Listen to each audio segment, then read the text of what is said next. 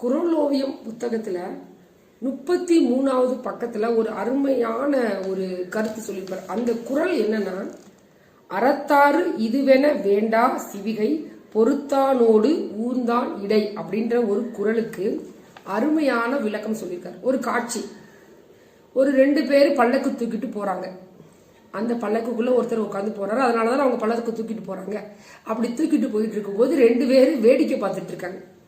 ஒரு ஓரமா நின்று வேடிக்கை பார்த்து, இந்த பல்லக்கு தூக்கிட்டு போறவங்க ரொம்ப அப்படியே தூக்க முடியாது இல்லையா, ரொம்ப டயர்டாகி ரொம்ப இதாகி ஐயோ அப்படியே வேர்த்து விறுவிறுத்து ஐயோ அப்பான்னு சொல்லி அப்படியே தூக்கிட்டு போயிட்டு இருக்காங்க. அவங்க முகத்துல ஒரு வாடல் இருக்கு.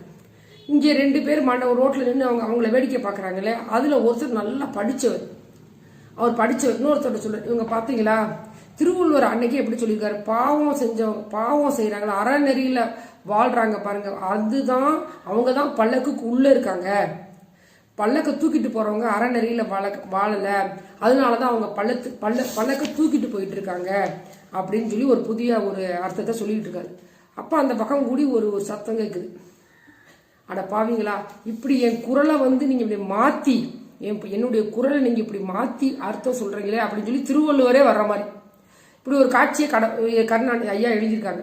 திருவள்ளுவர் ஏன் நீங்க தேவையில்லாம தப்பா புரிஞ்சுக்கிறீங்க, ஒரு குறளுக்கு நான் என்ன நினைச்சிட்டு எழுதுனோ அதனுடைய அர்த்தத்தவே நீங்க ஏன் மாத்துறீங்க, பல்லக்கு தூக்கிறவனை வைத்தோ பல்லக்குள்ள உட்கார்ந்து இருக்கிறவனை வைத்தோ நான் இந்த குறளை எழுதல அப்படின்றத அருமையா சொல்லிடுறாரு. அதாவது அறத்தின்படி வாழ்றவங்க இன்பமானாலும் துன்பமானாலும் அந்த பல்லக்குள்ள இருக்கிறவங்கள போல அறத்தின்படி வாழ்றவங்க அப்படின்னு அர்த்தம்.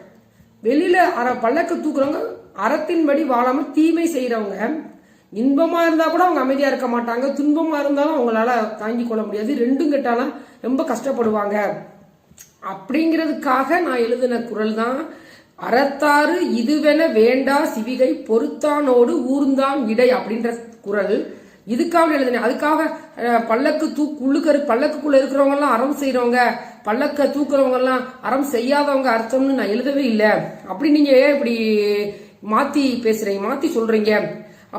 அப்ப படித்த முதியவர் வள்ளுவரிடம் திருப்பி ஐயா மன்னிச்சிருங்க ஐயா, நாங்க தெரியாம சொல்லிட்டோம் மன்னிச்சிருங்க அப்படின்னு சொல்ல மாதிரி ஒரு நகைச்சுவையா ஒரு திருவள்ளுவரே அந்த இடத்துக்கு அந்த ஓவியத்தை அந்த கதாபாத்திரமா அந்த பேசுறவங்கள அவங்கள வேடிக்கையா பேசுறவங்க மனிதர்கள்ட்ட பேசுற மாதிரி ஒரு அருமையான காட்சியை கற்பனையா எழுதியிருக்காரு கலைஞர் ஐயா. அப்படின்னா உண்மையில அப்படித்தான், நம்ம ஒண்ணு சொன்னா அவங்க ஒண்ணு 10 சொல்றாங்க.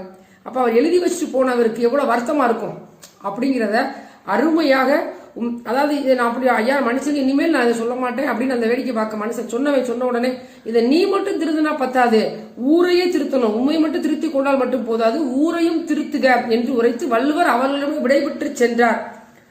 அதுதான் அப்படின்ற மாதிரி ஒரு அருமையான ஒரு இதை சொல்லி அதுக்கு ஒரு ஓவியமும் அழகா வரைஞ்சு அந்த புத்தகத்துல இருக்கு. இப்படி நிறைய விஷயங்கள் இருக்கு. தொடர்ந்து பார்ப்போம். நன்றி, வணக்கம்.